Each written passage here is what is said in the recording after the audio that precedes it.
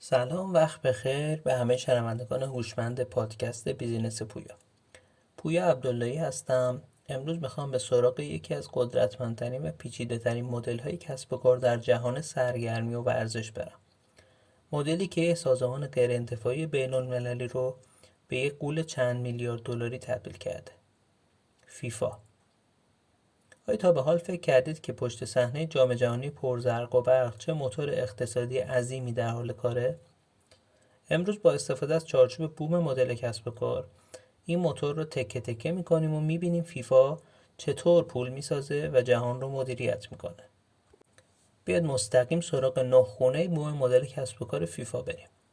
اول بخش مشتریان. فیفا فقط با هواداران استادیوم کار نداره. مشتریان و ذی‌نفعان اصلی اون میتونیم به چند دسته کلیدی تقسیم کنیم. شرکت‌های پخش کننده مثل شبکه‌های تلویزیونی در سراسر جهان که میلیاردها دلار برای حق پخش میپردازن، اسپانسرهای جهانی، همون غول‌های مثل آدیداس، کوکاکولا، ویزا کارت، هوادارا و بازارهای مصرف مثل مردمی که بلیت میخرن، لباس تیم‌ها رو میپوشن یا بازی فیفا رو نصب میکنن، فدراسیون‌های ملی عضو که 211 فدراسیون و لیگ‌ها و کلوب‌های حرفه‌ای مشتریاشو تشکیل میدن که فیفا باید رضایت این طیف متنوع از مشتریان رو جلب کنه. دوم، ارزش پیشنهادی. فیفا چه چیزی رو به این ذی‌نفعان میفروشه؟ پاسخ ساده نیست. فیفا یه بسته ارزش منحصر به فرد ارائه میکنه. برای پخش کننده و اسپانسرها دسترسی انحصاری به بزرگترین صحنه رسانه‌ای و بازاریابی جهان، جام جهانی فیفا از نظر تعداد مخاطب بین‌المللی تقریباً بی همتاست. برای هوادارا تولید هیجان، احساس تعلق و افتخار ملی از طریق برگزاری بزرگترین تورنمنت ورزشی سیاره. برای فدراسیون ها اعضا توزیع منابع مالی کلان، استانداردسازی قوانین و توسعه زیرساخت فوتبال در سراسر جهان. سوم، کانال ها. فیفا چطور این ارزش ها رو تحویل میده؟ از طریق یک شبکه توزیع چند لایه و پیچیده. کانال‌های رسانه‌ای انحصاری، شبکه‌های تلویزیونی و پلتفرم‌های استریمینگ در سراسر جهان. کانال‌های دیجیتال مستقیم، وبسایت فیفا، اپلیکیشن فیفا پلاس و حضور گسترده در شبکه‌های اجتماعی برای درگیر کردن هوادارا. کانال‌های فیزیکی، استادیوم‌های میزبان رویدادها و فروشگاه‌های محصولات دارای مجوز.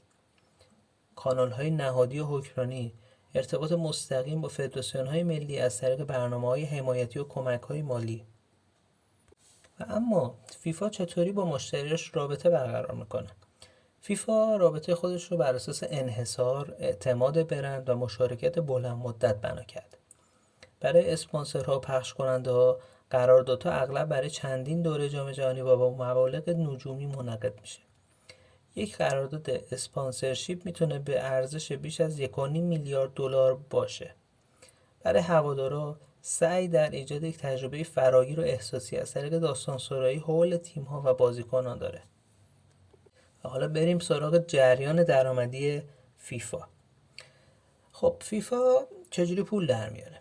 منابع درآمد اون مثل یک کیک چند طبقه است و به طور طبیعی در سالهای برگزاری جام جهانی به اوج خودش میرسه. حقوق پخش تلویزیونی این بزرگترین منبع درآمد فیفاست. برای نمونه در چرخه 4 ساله 2019 تا 2022 فیفا حدود 4.6 میلیارد دلار تنها از فروش حق پخش تلویزیونی کسب درآمد کرد. حقوق بازاریابی یا اسپانسرشیپ، فروش بسته‌های اسپانسرشیپ به شرکای تجاری در همون چرخه این بخش حدود 1.8 میلیارد دلار درآمد داشت. حقوق لایسنس، فروش مجوز استفاده از برند و نشان فیفا برای بازی‌های ویدیویی مثل ای اسپورتو که قبلا فیفا بود و محصولات مصرفی، این بخش صدها میلیون دلار درآمد ایجاد میکنه. فروش بلیت و مهمانداری، درآمد مستقیم از فروش بلیت به هوادارا و بسته‌های تجاری لوکس برای شرکت‌ها. درآمد فیفا به شدت چرخه‌ایه و در سالهای بین 2 جام جهانی به شدت کاهش می‌یابد. حالا ببینیم فیفا منابع کلیدیش چیان. برای تولید این درآمدهای کلان فیفا به چه منابعی متکیه؟ خب برند جام جهانی با ارزش‌ترین و غیر قابل جایگزین ترین دارایی اونه. حقوق انحصاری مالکیت معنوی، مالکیت انحصاری علامت تجاری جام جهانی، تروفی و خود رویداد. شبکه حکمرانی جهانی، کنترل و دسترسی به 211 فدراسیون ملی عضو. دانش و سرمایه انسانی متخصص در برگزاری رویدادهای عظیم. هفتم، فعالیت‌های کلیدی. کار اصلی فیفا اصلا چیه؟ سازماندهی، بازاریابی و پخش جام جهانی و سایر تورنمنت‌ها. مذاکره، حراج و فروش حقوق تجاری مثل حق پخش و اسپانسرشیپ در سطح جهانی. توسعه و حکمرانی و ورزش فوتبال از طریق وضع قوانین و توزیع کمک‌های مالی.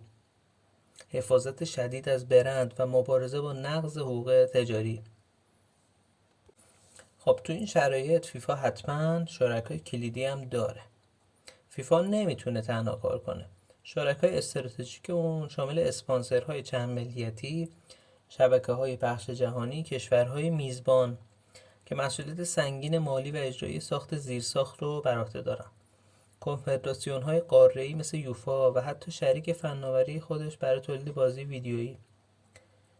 و حالا هزینه‌های گزاف فیفا رو ببینیم چی هست. هزینه‌های برگزاری جام جهانی، کمک‌های مالی به کشور میزبان و هزینه‌های عملیاتی خود رویداد.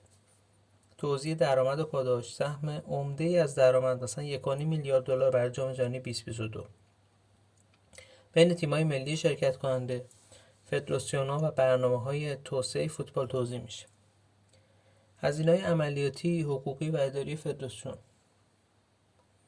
خب بیایم حالا جمع‌بندی کنیم. من اینجوری نگاه میکنم. فیفا یه پلتفرم انحصاریه.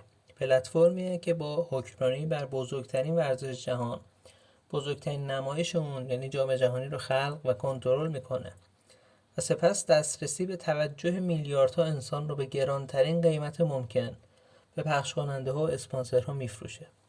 تمام مدل کسب و کار اون حول این محور انحصاری میچرخه. درس بزرگ برای کسب و کارهای ایرانی چه کوچیک چه بزرگ اینه: آیا شما دارایی یا موقعیت منحصر به فردی دارید که بتونید دسترسی به مخاطبان رو بفروشید؟ آیا میتونید مثل فیفا از یک خدمت ساده یک پلتفرم توزیع توجه بسازید؟ البته به بهای ایجاد یک وابستگی چرخه‌ای به اوجهای موقتی درآمد. از اینکه امروز هم با بینش اقتصادی همراه من بودید متشکرم. برای شنوندگان پادکست بیزینس پویا، من پویا عبداللهی آرزوی موفقیت دارم. خدا نگهدار.